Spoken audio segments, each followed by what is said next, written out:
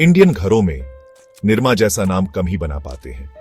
ये नाम हर घर में पहचाना जाता है। कपड़े धोने के साबुन का मतलब ही निरमा हो गया था। लेकिन इसका सफर सिर्फ कामयाबी की कहानी नहीं है, बल्कि यह भी बताता है कि मार्केट में कितनी जल्दी चीजें बदलती हैं। निरमा का आगे बढ़ना कमाल का था। अच्छे दामों में अच्छी क्वालिटी देकर इसने लाखों लोगों का दिल जीत लिया। इस ब्रांड की कामयाबी उसके बनाने वाले करसन भाई पटेल की मेहनत से जुड़ी है, जिन्होंने बड़े सपने देखे और बड़ी कंपनियों को टक्कर दी। शुरुआती दिनों में करसन भाई पटेल ने अपने घर के पिछवाड़े में ही डिटर्जेंट बनाना शुरू किया। उन्होंने साइकिल पर डिटर्जेंट बेचकर शुरुआत की और धीरे धीरे लोगों के बीच अपनी पहचान बनाई। इस सफर में उन्हें कई चुनौतियों का सामना करना पड़ा, जैसे वित्तीय समस्याएं और बाजार में शुरुआती विरोध। लेकिन उनकी मेहनत और लगन ने उन्हें सफलता दिलाई और निरमा की लोकप्रियता तेजी से बढ़ने लगी। शुरुआती दिनों में निरमा के विज्ञापनों और मार्केटिंग रणनीतियों ने भी महत्वपूर्ण भूमिका निभाई। धीरे धीरे निरमा ने बाजार में अपनी जगह बना ली और बड़ी कंपनियों को कड़ी टक्कर दी। करसन भाई पटेल की कहानी हिम्मत और लगन की कहानी है।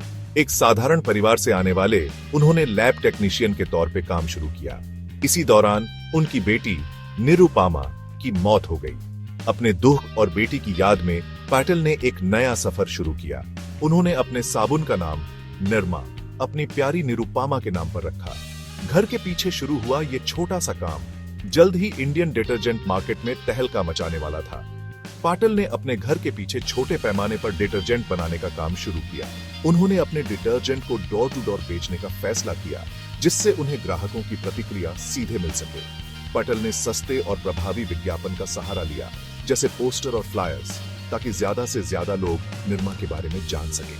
धीरे धीरे लोगों ने निरमा को अपनाना शुरू किया और इसकी गुणवत्ता की सराहना की। निरमा की बढ़ती मांग ने पटेल को और भी प्रेरित किया और उनका छोटा सा काम एक बड़े व्यवसाय में बदल गया।